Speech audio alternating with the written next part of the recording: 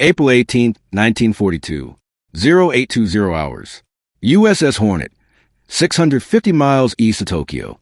Lieutenant Colonel Jimmy Doolittle sat in the pilot seat of a B-25 Mitchell bomber that should not have been where it was. The bomber was parked on the deck of an aircraft carrier, USS Hornet. Even though B-25s were Army aircraft that weighed 31,000 pounds fully loaded and needed at least 1,200 feet of runway to take off. The Hornet's deck was 467 feet from where Doolittle's nose wheel sat to the edge of the flight deck and the open ocean beyond. Behind Doolittle's bomber, 15 more B-25s were crowded onto Hornet's deck, their wings almost touching. There was no room to land any of them back on the carrier, even if they wanted to, once they launched. They were committed to flying all the way to Japan, bombing their targets, and continuing west of China. Except the plan had already gone wrong. They'd been spotted by a Japanese picket boat 200 miles further out than intended, which meant launching 10 hours early, which meant they'd reach China at night in bad weather with no way to land safely. Every crew knew this was probably a one-way mission. They'd volunteered anyway. It was 4 months after Pearl Harbor. America had been kicked in the teeth, 8 battleships sunk or damaged, 2,400 Americans dead. The Pacific Fleet crippled. Japan seemed unstoppable, conquering territory across Asia and the Pacific. And American morale was in the basement. President Roosevelt wanted to strike back, wanted to prove America could hit Japan, wanted to show the American people that Pearl Harbor would be avenged. The problem was that Japan was too far from any American base for bombers to reach.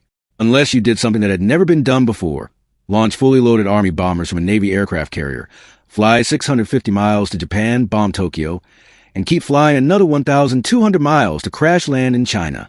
It was crazy. It was impossible. It probably wouldn't work. And they were doing it anyway. This is the story of the Doolittle Raid.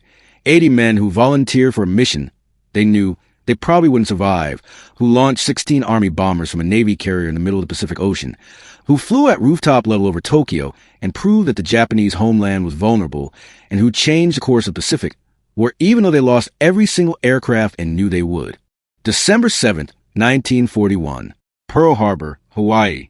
The date that would live in infamy. Japanese carrier aircraft attacked the U.S. Pacific Fleet at anchor in Pearl Harbor in a coordinated surprise assault that lasted less than 2 hours but changed the world. When the smoke cleared, 2,403 Americans were dead, 1,178 wounded. 8 battleships were sunk or damaged. 3 cruisers damaged. 3 destroyers damaged. Nearly 200 aircraft destroyed on the ground. The attack shocked America. The United States had been neutral in World War II, officially staying out of the conflicts in Europe and Asia while the rest of the world burned. That neutrality died at Pearl Harbor. On December 8th, President Franklin D. Roosevelt asked Congress for a declaration of war against Japan. Congress approved it with only one dissenting vote. America was at war, but the war started badly, very badly. In the weeks after Pearl Harbor, Japan seemed unstoppable. Japanese forces conquered Wake Island, overwhelming a small garrison of Marines who'd fought heroically but were outnumbered and outgunned.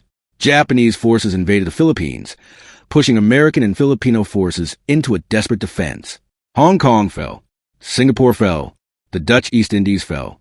By January 1942, Japan controlled an empire stretching from the borders of India to the Central Pacific, from the Aleutian Islands to the Dutch East Indies. And the United States Pacific Fleet, the force that was supposed to defend America's interests in the Pacific, was crippled, with most of its battleships sitting on the bottom of Pearl Harbor. American morale was in the basement. The country was angry, shocked, afraid. The invincible Japanese military seemed to be winning everywhere. American forces were retreating, surrendering, being overrun. The American public wanted revenge, wanted to strike back, wanted to prove that Pearl Harbor would be avenged. President Roosevelt felt that pressure acutely. He needed to do something, anything, to show the American people that the United States could fight back, that Japan was not invincible, that American forces could strike the enemy homeland. But there was a problem. There was no way to reach Japan. The Japanese home islands were thousands of miles from the nearest American base. American bombers of 1942 didn't have the range to fly from any U.S.-controlled territory to Japan and back. Aircraft carriers could get closer, but carrier-based aircraft were small fighters and dive bombers with limited range and bomb capacity. They couldn't carry enough explosives to do significant damage to Japanese industry or military targets. What Roosevelt needed was a way to put heavy bombers, Army Air Force's bombers with real bomb capacity, over Japanese cities. But there was no way to do it. Army bombers needed long runways to take off and land. They couldn't operate from aircraft carriers, and there were no U.S. air bases within range of Japan, unless someone came up with a crazy idea. In January 1942, Captain Francis Lowe, a submarine officer on Admiral Ernest King's staff, was at Naval Air Station Norfolk observing carrier operations. He watched Navy aircraft taking off and landing on a carrier and had a thought. What if you could launch Army bombers from a carrier deck? It seemed absurd. Army bombers were much larger and heavier than Navy carrier aircraft. They needed long runways, 1,200 feet or more, to take off with a full bomb load. Aircraft carriers had flight decks of maybe 800 feet, and most of that was needed for landing operations. Army bombers had never been designed to operate from carriers, and the Navy had never trained to launch them. But Lowe took the idea to Captain Donald Duncan, an operations officer on King's staff. Duncan was intrigued. He did some quick calculations. A medium bomber like the B-25 Mitchell or B-26 Marauder might be able to take off from a carrier deck if it was stripped down, if the crew was experienced, if the carrier was steaming into a strong headwind to increase lift, and if the pilots were willing to accept serious risk. Duncan presented the idea to Admiral King, who was Chief of Naval Operations and one of the most powerful officers in the U.S. military. King looked at the proposal, recognized how crazy it was, and approved it anyway. The morale benefit of bombing Japan was worth the risk, even if it meant losing every bomber and possibly every crew. The plan was conceptually simple but practically insane. Army bombers would be loaded onto a Navy aircraft carrier. The carrier would sail to within striking distance of Japan, probably 400 to 500 miles from the coast, close enough for the bombers to reach their targets, but hopefully far enough out to avoid Japanese naval patrols. The bombers would launch from the carrier, fly to Japan, bomb military and industrial targets, then continue flying west of land at airfield in China, which was allied with the United States against Japan. The bombers couldn't land back on the carrier. They were too big and too heavy for carrier landing operations, and there wouldn't be enough fuel to return to the carrier anyway. So this was explicitly a one-way mission. Launch in the carrier, bomb Japan, fly to China, crash land if necessary, and hope the crew survived and could make it to friendly territory. Admiral King needed someone to lead this mission, someone with exceptional piloting skills, someone with military credibility, someone willing to volunteer for what was essentially a suicide mission. He found that person in Lieutenant Colonel James H. Jimmy Doolittle. Doolittle was 45 years old in January 1942, which made him ancient by pilot standards. But he was one of the most famous pilots in America. He'd been a racing pilot in the 1920s and 1930s, winning the Schneider Trophy and setting speed records. He'd been the first pilot to fly across the United States in less than 24 hours. He'd been the first pilot to perform an outside loop, a maneuver considered impossible until he did it. He'd earned a Ph.D. in aeronautical engineering from MIT, and he developed instrument flying techniques that were now standard in military and civilian aviation. Doolittle was a daredevil with a scientific mind, a combination of recklessness and precision that made him perfect for a mission that required both exceptional flying skills and a willingness to attempt the impossible. When Doolittle was briefed on the mission, he understood immediately how dangerous it was. The chances of survival were marginal, but he also understood the strategic importance. America needed this. American morale needed this. And Doolittle volunteered to lead it.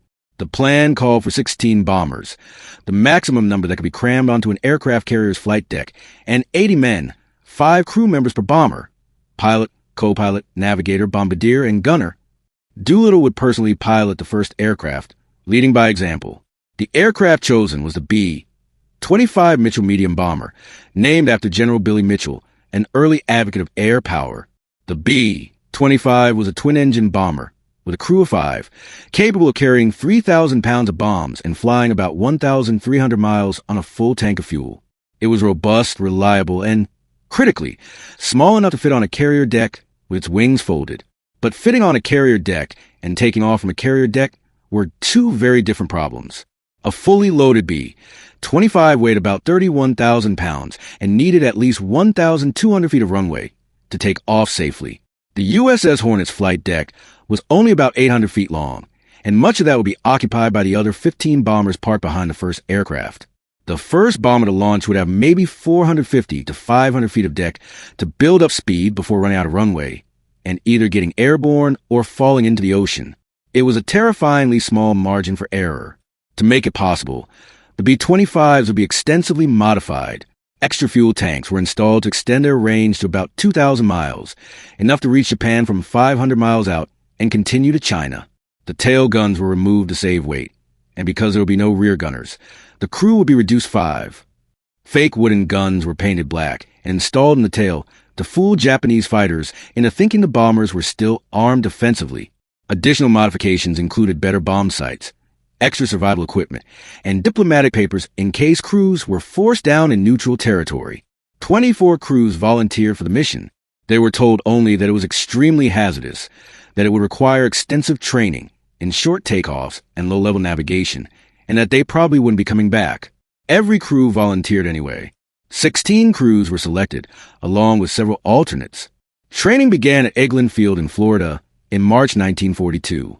The crews practiced short field takeoffs over and over, learning to get their heavily loaded bombers airborne in less than 500 feet of runway. They practiced low-level navigation, learning to fly just above the waves to avoid radar detection. They practiced night flying, since the plan called for launching in the afternoon, bombing Japan at dusk, and flying to China in darkness. What they didn't practice was carrier operations, because there was no way to practice launching from a carrier without giving away the secret. The actual carrier launch would be the first time any of them had tried it for real. On March 31st, 1942, 16B, 25 bombers took off from Eglin Field and flew to Alameda Naval Air Station in California. On April 1st, they were loaded onto USS Hornet. It took hours to position all 16 bombers on the carrier's flight deck, packing them so tightly that their wingtips nearly touched. There was no room to move them once they were positioned. Each bomber had a launch in sequence, and if the first bomber couldn't get airborne, all 16 would be lost. The sight of Army bombers on a Navy carrier was unprecedented and shocking to Hornet's crew. Sailors stared at the massive bombers crowding the flight deck and wondered what insane mission required launching Army aircraft from a carrier. But they weren't told. The mission was classified top secret. Even Hornet's captain hadn't been briefed on the details. The crews were told they were sailing to Pearl Harbor for training. That was a lie, but it kept the mission secret. On April 2, 1942, USS Hornet departed San Francisco Bay and sailed west into the Pacific Ocean. 16B, 25 bombers were chained to her flight deck. 80 Army airmen were aboard, along with Hornet's 2,000-man crew, and almost nobody knew where they were really going. USS Hornet sailed west from San Francisco, escorted by cruisers and destroyers. The task force maintained radio silence to avoid detection by Japanese submarines or reconnaissance aircraft. The Army aircrew spent the voyage double-checking their aircraft, studying maps of Japan, and trying not to think too hard about what they'd volunteered for. On April 13th, Hornet rendezvoused with USS Enterprise and additional escort vessels near Midway Island. The combined force, designated Task Force 16, consisted of 2 aircraft carriers, Hornet and Enterprise, for cruisers, 8 destroyers, and 2 oilers. It was the most powerful American naval force assembled in the Pacific since Pearl Harbor. Enterprise carried the task force's combat air patrol, fighter aircraft to protect the carriers from Japanese attack. Hornet carried only the 16B, 25 bombers strapped to her flight deck. She couldn't launch her normal complement of fighters because the B-25s were blocking the entire deck. On April 13th, Hornet's captain finally briefed the ship's crew on their actual mission. They were going to launch the Army bombers to attack Japan. The announcement was met with cheers from the sailors. Finally, America was striking back. The bomber crews were briefed in more detail. Each crew was assigned specific targets in one of 5 Japanese cities: Tokyo, Yokohama, Osaka, Kobe, or Nagoya. The targets included aircraft factories, oil refineries, steel mills, and military facilities. The crew studied maps and aerial photographs, memorizing their routes and target locations. The plan was to launch on April 19th in the afternoon, about 400 to 450 miles from Japan. The bombers would fly in at low altitude to avoid detection, climb to bombing altitude over their targets, drop their bombs, then descend back to wave-top height and continue west of China. They would arrive at Chinese airfields after dark, and the airfields would turn on lights to guide them in for landing. If everything went according to plan, most of the crews would land safely in China, refuel, and fly to India or back to American-controlled territory. Some crews might have to bail out or crash land, but with help from Chinese allies, they should be able to evade capture and return to American forces. That was the plan. It assumed everything would go right. The task force wouldn't be detected by Japanese patrols. The weather would cooperate. The Chinese would receive the message about turning on airfield lights, and the bombers would have enough fuel to reach China. But warfare rarely goes according to plan. Task Force 16 sailed west through increasingly rough seas. The Pacific in April is stormy, and the task force encountered heavy weather that slowed their progress and made flight operations dangerous. But they continued west, maintaining radio silence, hoping to get close enough to Japan to launch the raid. Admiral William Bull Halsey commanded Task Force 16 from USS Enterprise. Halsey was aggressive, confident, and willing to take risks. He knew this mission was risky. Sailing carriers close to Japan invited attack by Japanese land-based aircraft, but he also knew the mission's importance. America needed this victory. On April 17th, Task Force 16 crossed into waters where Japanese patrol boats operated. These were small fishing boats modified to carry radios and tasked with watching for American ships. If the task force was spotted by a patrol boat, the boat would radio the location to Japanese naval headquarters, and Japanese bombers and warships would converge on the American carriers.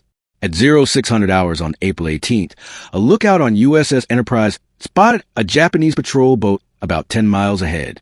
This was Nito Maru, a small fishing vessel with a radio. The Americans opened fire, attempting to sink the boat before it could transmit. But Nito Maru got off a radio message. 3 enemy aircraft carriers sighted. The message was received by Japanese naval headquarters. Task Force 16 had been detected, and the Japanese military would now be on alert. Halsey faced a decision. The plan had been to launch the bombers on April 19 from about 400 miles out, but they had been detected on the morning of April 18th, about 650 miles from Japan. If they waited until April 19 to launch, Japanese bombers would find the task force and attack. The carriers would be sunk, and the raid would fail. Halsey ordered the bombers to launch immediately, 10 hours early, 200 miles further from Japan than planned. It meant the bombers would reach Japan in daylight rather than at dusk. It meant they would reach China at night in bad weather with no way to navigate to the airfields. It meant many of the crews would run out of fuel and be forced to crash land or bail out. But it was the only way to get the bombers launched before Japanese forces found the carriers. Lieutenant Colonel Doolittle gathered the crews and explained the situation. They were launching now, not tomorrow. They would reach China in darkness with no lights to guide them.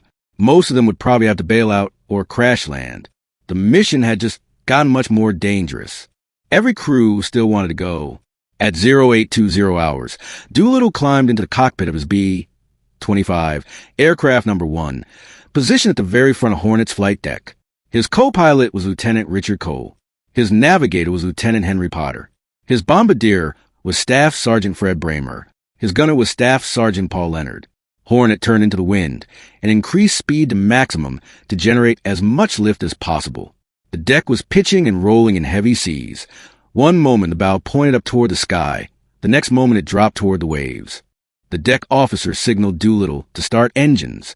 The B-25's twin engines roared to life, and Doolittle ran them up to full power while holding the brakes.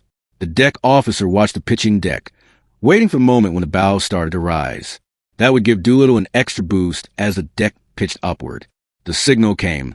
Go. Doolittle released the brakes. The B-25 accelerated down Hornet's deck, engine screaming, the bomber gaining speed but eating up deck with terrifying speed. 450 feet of deck. 400 feet. 350. Doolittle held the controls steady, waiting for flying speed. 300 feet. 250. At the very edge of the flight deck, with the open Pacific Ocean directly ahead, Doolittle's B-25 lifted into the air.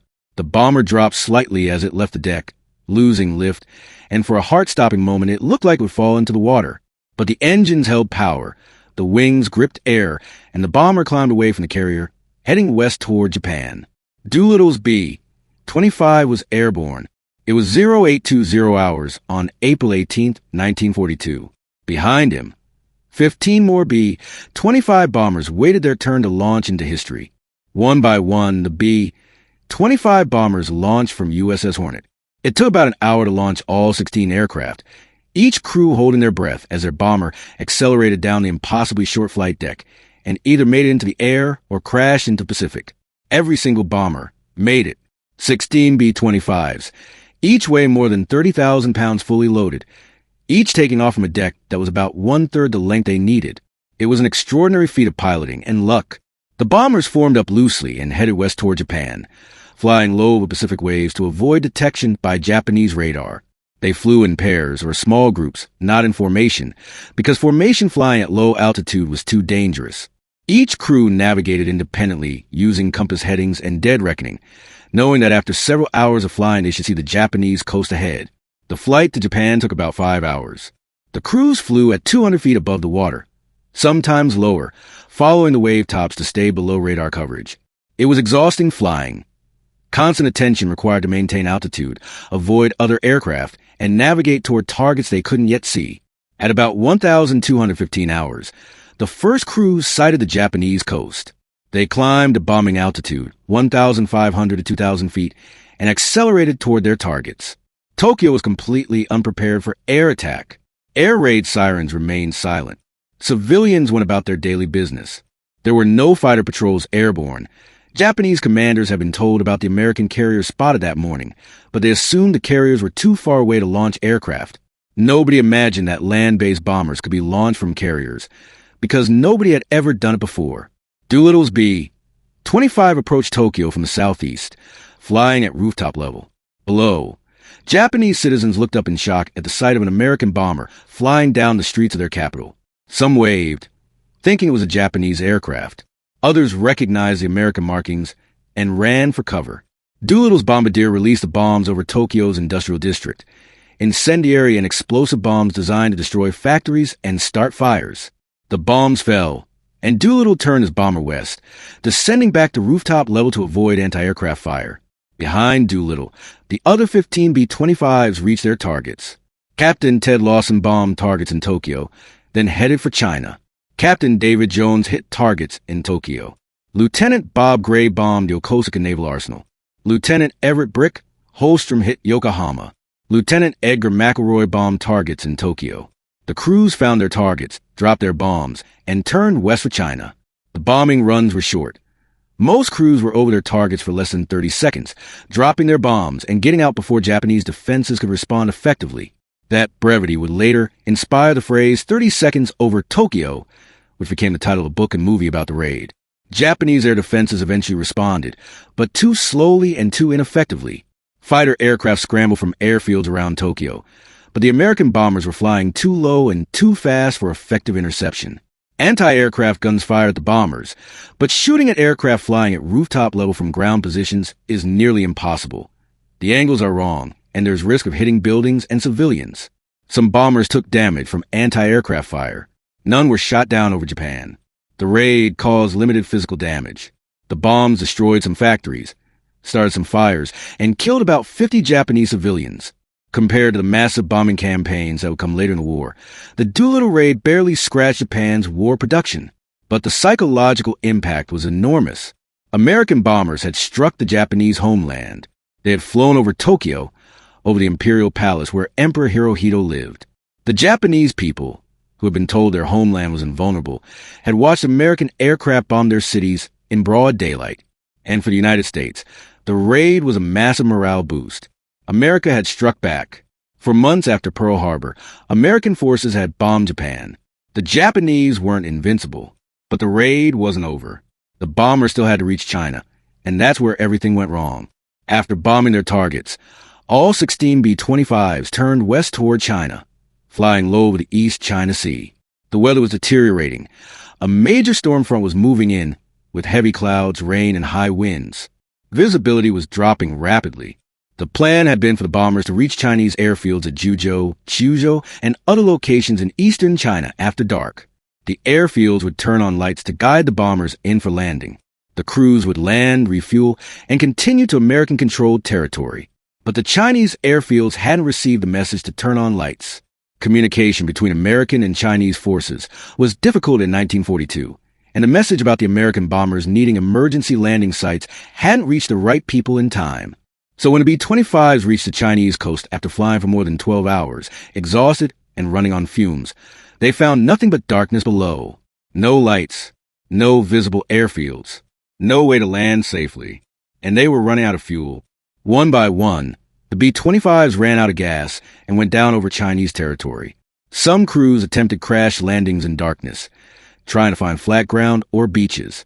Most crews bailed out, jumping from their aircraft at low altitude in heavy rain and wind, hoping their parachutes would deploy and they would survive the landing in darkness over mountainous terrain. 15 of the 16 B-25s crashed in China. The 16th, flown by Captain Edward York, diverted to the Soviet Union when it became clear they couldn't reach China and landed near Vladivostok. The Soviet Union was not at war with Japan at that time, and the crew was interned but later escaped to Iran. Of the 80 men who launched from USS Hornet, 73 eventually made it back to American forces. They survived crashes, bailouts, and journeys through Japanese-occupied territory with help from Chinese civilians and Chinese military forces. 3 died in crashes or bailouts. 8 were captured by Japanese forces in occupied China. The 8 captured raiders faced a terrible fate. Lieutenant Colonel Doolittle bailed out of his B-25 over the Chinese coast in darkness and heavy rain. He pulled his ripcord, his parachute deployed, and he descended through the storm not knowing where he would land. In water, in trees, on a mountain, or directly into Japanese-held territory. Doolittle landed in a rice paddy, unhurt but soaking wet and disoriented. He gathered his parachute, found a survival kit, and began walking in what he hoped was a safe direction. As dawn broke, he encountered Chinese farmers who, despite not speaking English, recognized him as an American and helped him. Over the next several days, Chinese civilians and military personnel helped Doolittle reunite with his crew members. All 5 had survived the bailout. They made contact with Chinese forces, who provided transportation to an American air base. Across China, similar scenes played out. Chinese civilians found American airmen who had bailed out or crashed, hid them from Japanese patrols, fed them, and helped them reach safety. The Chinese people put themselves at enormous risk to help the Americans. Anyone caught aiding enemy airmen faced execution by Japanese occupation forces. By the end of April 1942, most of the Doolittle raiders had made it to safety. Lieutenant Colonel Doolittle and most of his crew reached Chongqing, the wartime capital of China, and from there flew to India and back to American territory. But not everyone made it. 8 raiders were captured by Japanese forces in China.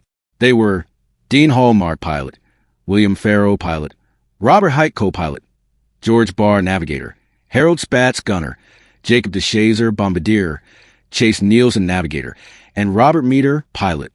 The 8 were taken to Shanghai and imprisoned. They were interrogated, tortured, and tried by a Japanese military tribunal on charges of bombing civilian targets, a war crime under the rules of war. The trial was a show trial. The raiders were not allowed to defend themselves, not provided with legal counsel, and not given a fair hearing. On October 14, 1942, the tribunal found all 8 guilty and sentenced them to death. 5 of the death sentences were commuted to life imprisonment, but 3 were not. On October 15, 1942, Dean Hallmark, William Farrow, and Harold Spatz were executed by a firing squad at Zhongwan Public Cemetery in Shanghai.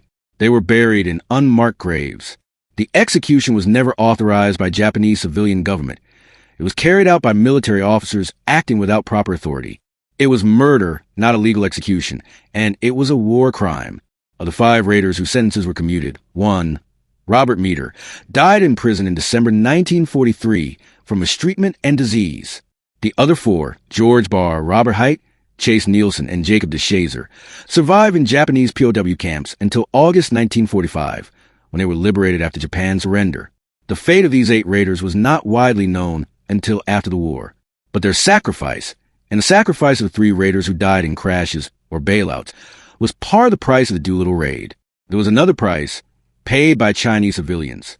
When Japanese forces learned that Chinese civilians had helped the American raiders, they launched a campaign of brutal retaliation. Japanese troops swept through the provinces of Zhejiang and Jiangxi, destroying villages, killing civilians, and spreading biological warfare agents to punish the Chinese population for aiding the Americans. Estimates vary, but historians believe that approximately 250,000 Chinese civilians were killed in the Japanese reprisals against the Doolittle Raid. Entire villages were destroyed. Airfields that might have been used by American aircraft were demolished.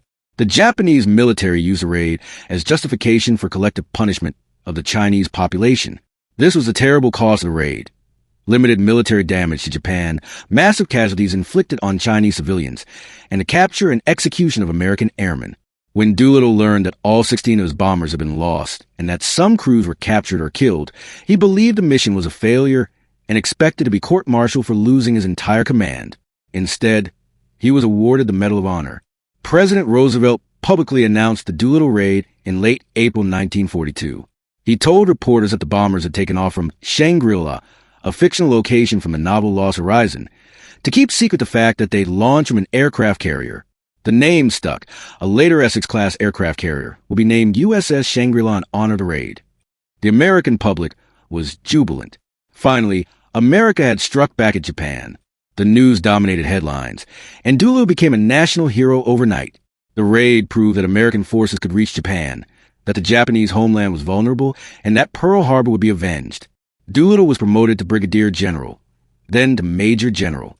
He went on to command the 12th Air Force in North Africa, the 15th Air Force in the Mediterranean, and finally the 8th Air Force in England, leading strategic bombing campaigns against Nazi Germany.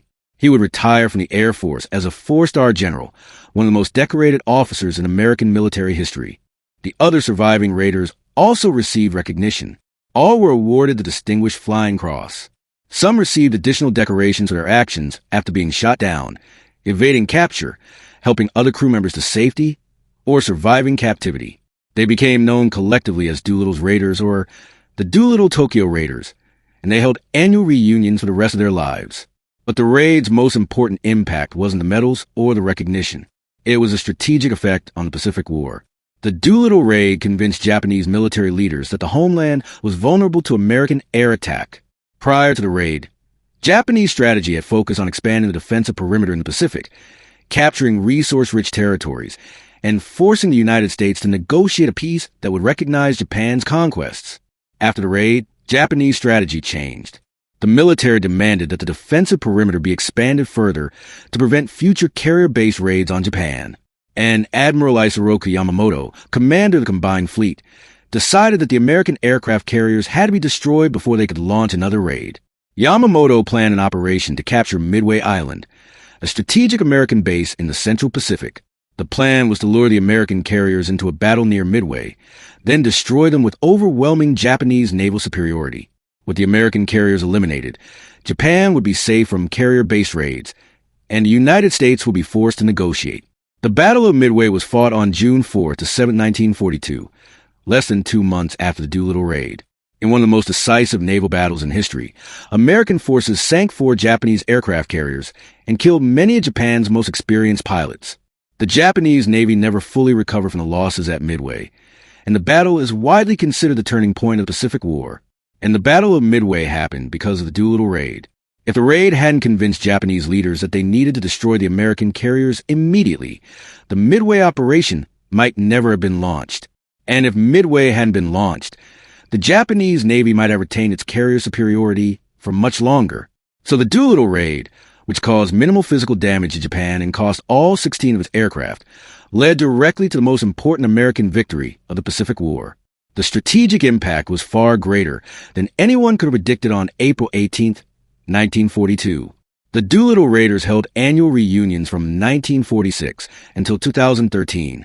The reunions were held in cities across the United States, and they included a special tradition, a toast to the fallen raiders using goblets engraved with each raider's name. A bottle of Cognac from 1896, the year Doolittle was born, was saved for the last reunion, when only 2 raiders remained alive. The last public reunion was held in November 2013 at the National Museum of the United States Air Force in Dayton, Ohio. Only 4 raiders were still alive: Richard Cole, Doolittle's co-pilot, Edward Saylor, David Thatcher, and Robert Height. They performed the final toast, opening the bottle of 1896 Cognac and raising their goblets to the 76 raiders who had passed away. Over the following years, the last raiders passed away. Edward Saylor died in 2015 at age 94. David Thatcher died in 2016 at age 94. Robert Height died in 2015 at age 95. The last surviving Doolittle Raider was Lieutenant Colonel Richard Cole, Jimmy Doolittle's co-pilot on the first B-25 launch from USS Hornet. Cole died on April 9, 2019, at age 103. He had lived 77 years after the raid, long enough to see the mission recognized as one of the most important operations of World War II. The legacy of the Doolittle Raid lives on. The mission is studied at military academies as an example of innovative thinking, operational risk-taking, and strategic impact disproportionate to physical damage. The raid demonstrated that impossible missions are possible if you're willing to try something that's never been done before. It proved that in war, morale matters. The physical damage the raid caused to Japan was minimal, but the psychological impact on both American and Japanese populations was enormous, and the strategic consequences, particularly the Japanese decision to attack Midway, changed the course of the war, and it honored the 80 men who volunteered for a mission they knew they probably wouldn't survive, who launched Army bombers from a Navy carrier in the middle of the Pacific Ocean, who flew at rooftop level over Tokyo and proved that America could fight back, and who, even though they lost every aircraft and knew they would, changed history. When Lieutenant Colonel Doolittle sat in his cockpit on the deck of USS Hornet at 0820 hours on April 18, 1942, with 467 feet of deck ahead of him in the Pacific Ocean beyond, he was about to do something that had never been done before. Launch a fully loaded bomber from an aircraft carrier, fly 650 miles to bomb Japan, continue another 1,200 miles to crash land in China, and change the course of World War II. It was crazy. It was impossible. It probably wouldn't work. And they did it anyway. That's the story of the Doolittle Raid. 30 seconds over Tokyo that changed the war.